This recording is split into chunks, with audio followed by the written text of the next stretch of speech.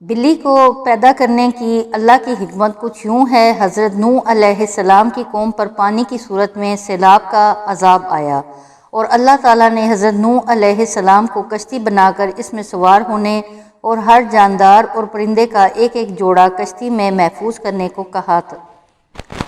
تو حضرت نوح علیہ السلام نے اللہ کے حکم کی تعمیل کی۔ کشتی پانی میں تھی اور اسی دوران کشتی میں چوہے پیدا ہو گئے۔ انہوں نے کشتی کو کاٹنا شروع کر دیا، جس کی وجہ سے کشتی میں پانی داخل ہونے کا خدشہ پیدا ہوا۔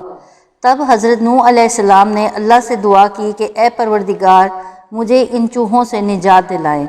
تب اللہ عز و جل نے حضرت جبرائیل علیہ السلام کو پیغام دے کر بھیجا کہ اے نوح علیہ السلام کی کشتی میں موجود شیر کی پیٹھ پر ہاتھ پھیرو۔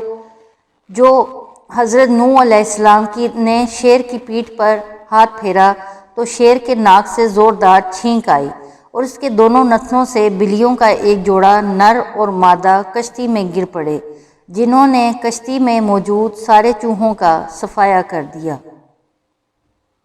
ناظرین، ویڈیو دیکھنے کا شکریہ۔ اگر آپ نے چینل سبسکرائب نہیں کیا تو ابھی سبسکرائب کر لیں، گھنٹی کا بٹن بھی دبا دیں، ہمیں اپنی قیمتی آراء سے آگاہ کریں تاکہ ہم مزید اچھی ویڈیوز بنا سکیں۔ بہت شکریہ، جزاک اللہ خیر۔